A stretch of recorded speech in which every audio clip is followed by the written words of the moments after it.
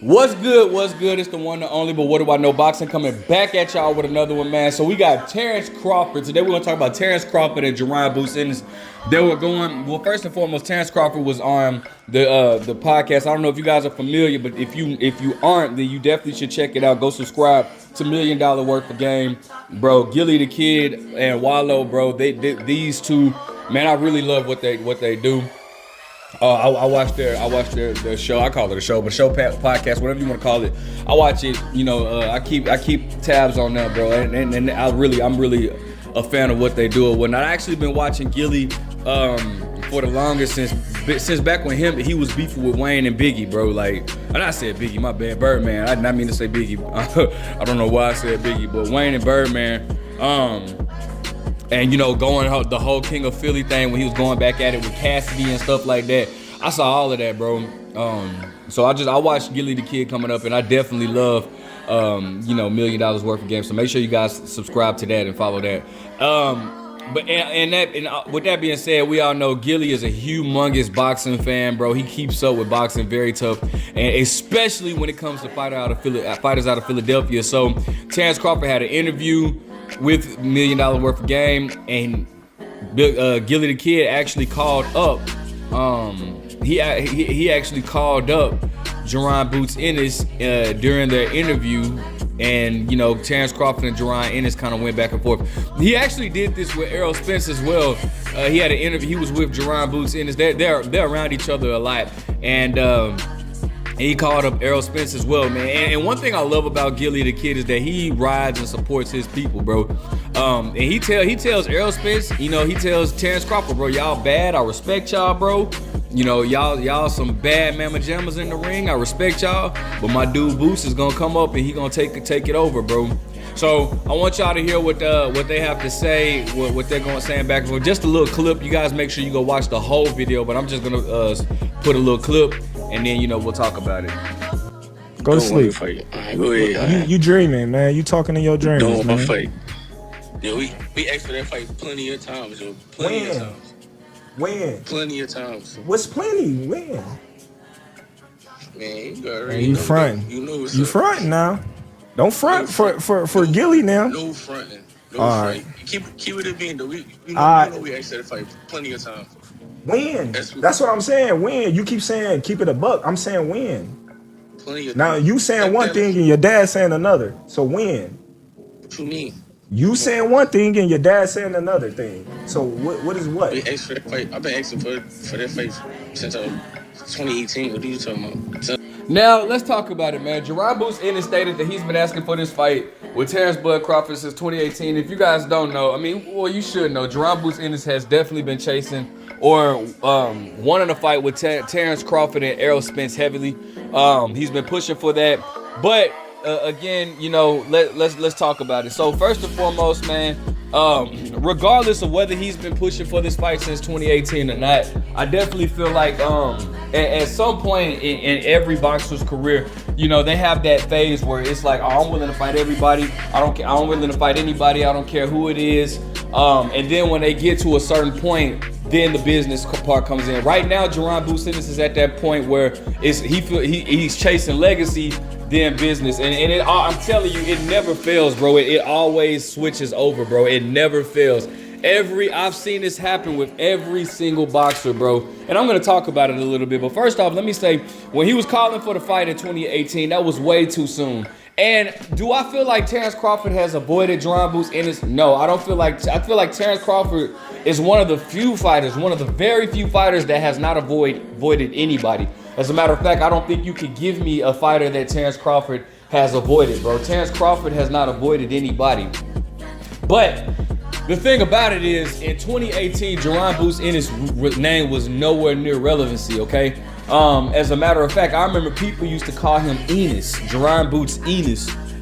But I knew it was always Ennis, just because of just the close encounters that I have as far as like with the amateur boxing scene and the amateurs and all that type of stuff. So like, bro, and there is no way in the world you could consider that as a duck. Like at some point, each fighter's career. I think it's almost like they're told early in their career to call out the big names, knowing that that's not going to happen. All right. And so we can scratch the 2018 out, but here more recently when his name started to get known, he's been calling for Crawford. But the thing about it is, bro, we can all agree that we all want one fight. Right now, I mean, yes, Terence Crawford versus Jaron Ennis would be great. When I'm not gonna knock that, I'm not gonna take that away, right? But right now, the only fight that we want from Terence Crawford is Errol Spence. And the only fight that we want from Errol Spence is Terence Crawford. Now, as we know, we actually been wanting Boots to fight the likes of a Virgil Ortiz, a Keith Thurman, or your Dennis Ugas. And Boots has been pushing for those fights too. Conor Ben. Now, it definitely, up until recently, it seemed like Conor Ben was afraid to even mention Jaron Boots in his name. Virgil Ortiz, I think Robert Garcia at one particular time stated that Virgil Ortiz was not even ready for Jaron Boots Ennis. Keith Thurman asked for $10 million to fight Jaron Boots Ennis, knowing good and well Keith Thurman was not, he barely made that fighting Manny Pacquiao. How do you expect to get that fighting Jaron Boots Ennis? And again, Conor Ben didn't even really want to mention Jaron Boots Ennis' name. I feel like he's pressured to do so. But Jaron Boots Ennis is working himself up, and I understand. This is why I've been stating that they need to go ahead and get this fight out of the way, Errol Spence and Terence Crawford, because of the fact that, bro, they're holding up a whole entire division. Jaron Boots Ennis is looking hungry. I would love to see Jaron Boots Ennis against the guy that beat Rashidi Ellis, the Romain Villa guy or whatever. I would love to see Jaron Boots Ennis take him on or whatnot. But again, there's many fights that Jaron Boots Ennis can get. He can get the winner of Virgil Ortiz, Stanionis. He can get Keith Thurman, your Dennis Ugas, Conor Ben. Like it's many fights that he should make, or that maybe not Conor Ben, but it's many fights that he should be able to have. Even Rashidi Ellis, because many people thought that he didn't lose that fight. Now, I do want to talk about this though, man. What I was speaking on earlier, as far as like and this happens every time, and so I know how the game works, but every boxer, when they're first coming up, right, especially when they look to be a threat, they're calling out everybody. They want every single fight. They want every single fight. They tell you, I want my legacy. I want these big names. I want all these guys. I want to smoke with all these guys, right? And then when they get put in the position of a champion, it's only a matter of time before the hunter becomes the hunted, and then business comes in. I can give you a whole history breakdown, a whole domino effect to Jaron Boots Ennis, as a matter of fact. I can talk to you about Floyd Mayweather. When Floyd Mayweather had the title, right? Keith Thurman was calling his name. Keith Thurman seemed like a dangerous opponent. Nobody really wanted to fight Keith Thurman. Keith Thurman was calling Floyd tough. I want Floyd Mayweather, bro. I want Money May. I can beat Money May. He called him out on his HBO debut back in 2012 on Broner's undercard, right? Then Keith Thurman gets to a point where now he has the belt, right? Well, guess who started calling for Keith Thurman? Errol Spence. And now the tables turn. Keith Thurman went from the 100 to the 100, and now he was saying, well, Errol Spence has to work his way. The same thing Mayweather said about him.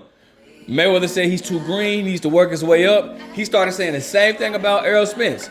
Errol Spence needs to work his way up. That fight is going to be big in the future. Not right now. I got bigger fish to fry, And then guess what? Errol Spence got the title, and Errol Spence became the king at 147, or if king at 1A, 1B with Terence Crawford. And guess who's knocking on Errol Spence's door? Jaron Boots Ennis. And so now Errol Spence is, saying the same thing towards Jaron Boots Ennis that Keith Thurman said against him. And again, rightfully so. I mean, we do want the fight with Errol versus Terence Crawford. That's the number one. That's like the number one fight that we want right now. All right.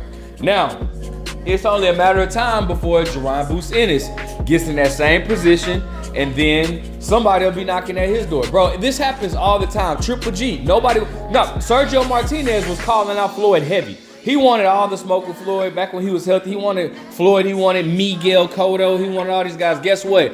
It's even an article that says when the hunter becomes the hunted, because guess who ended up knocking on his door? Triple G. Nobody wanted to fight Triple G. Triple G got up there a little bit. Guess who who knocked on his door? Andre Ward. You know, like, I could even go back, bro. Floyd, believe it or not, even Floyd Mayweather at one particular time was hunting people. He was calling out Shane Mosley. I remember they brought up Costa Zoo. Floyd, well, I'll stomp on Costa Zoo. He was calling out all these guys. At one particular time, Floyd Mayweather was the hunter. Bro, but now, you know, a lot of people don't know that because they see Money Mayweather, and they forget that Floyd was actually the hunter at one particular time, calling all these guys, and a lot of people didn't want to fight Floyd Mayweather, believe it or not, you know, before Floyd Mayweather became Money Mayweather, you know, when he was Pretty Boy Floyd. So this stuff happens all the time. I see it all the time. I don't consider it a duck. I don't think Terence Crawford is afraid of Jaron Boots Ennis. I just think that right now, Terence Crawford is focused on the fight that he should be focused on. I mean, he should be focused on Errol Spence. That's a much bigger fight. It's much more on the line than it would be for Jaron Boots in this fight, all right? Let me know what you guys think. Make sure you guys like, comment, subscribe. But what do I know?